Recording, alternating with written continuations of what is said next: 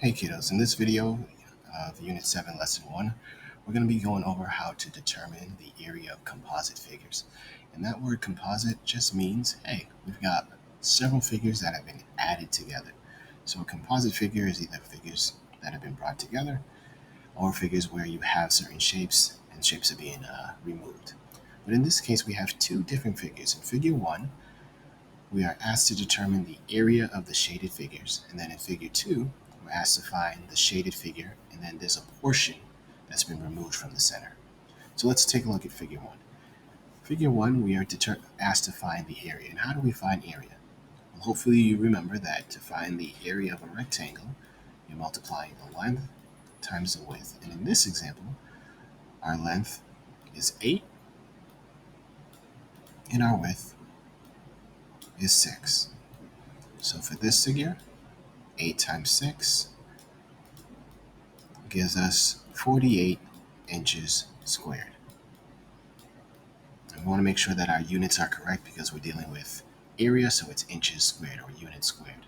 Whereas for this smaller figure that's been attached, our length, let's use a different color. Let's go with green. Area is equal to length times width. Length is 4, width is 2. So that means this has an area of 8 inches squared. What would be the area of this composite figure? Well, it would be, add the two together, 48 plus 8 is equal to 56 inches squared. Okay. Now, to find the area of the second figure, well, we've done most of the work already. We know that the area of this first large of 8 with a length of 8 and a width of 6 is equal to 48. And because we're told this figure is the same as this, has the same dimensions, instead of adding these two figures together, we're going to be subtracting it. So 48 minus 8 is equal to 40. We don't want to forget our units, which is inches squared. So we saw key point number 1 is that area can be added to find composite areas. So once again, key point number 1, area can be added to find composite areas. Or key point number 2, area can be subtracted to find a composite figure, or to find the area of a composite figure. Cool. Let's now take a look at our interacting with new material and see how we can figure this out. So we have the following side of the house that's shown with the given dimensions, and we have a small can of paint we're told can cover 25 square feet. So we need to figure out how many cans of paint would be needed to completely cover this side of the house. So we are trying to find the area of this side of the house, and if I look at this, what figures do I see? What figures are brought together that create this whole figure that we have in front of us? Well, I'm hoping you see that there's a rectangle, and we know it's a rectangle and not a square because the dimensions are not the same. We have that this rectangular piece is 8 feet by 12 feet. And then this piece over here at the top of the house looks like a triangle. And we can tell that the height of this triangle,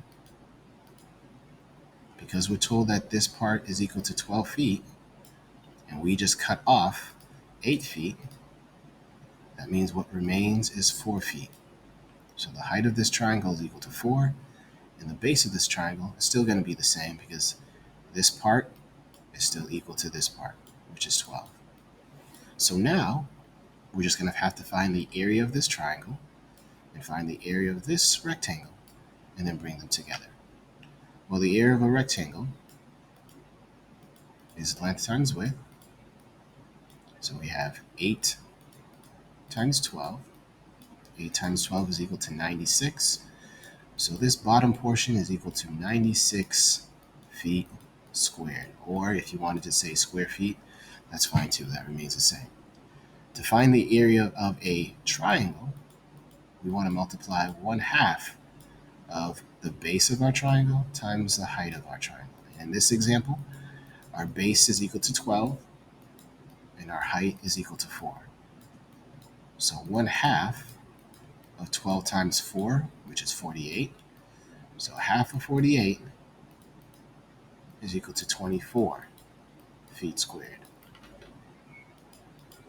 So we want to add these two together. 24 and 96 gives us a total of 120 square feet, or feet squared. But we want to make sure that, hey, we were told that one can of paint would be able to cover 25 square feet. So if we were to divide 120 by 25, we'd end up with 120 divided by 25 would be 4 would give us 100. We have a remainder of 20. So that means we would need one more extra can in order to finish off the last 20 square feet. So we would need 5 cans of paint.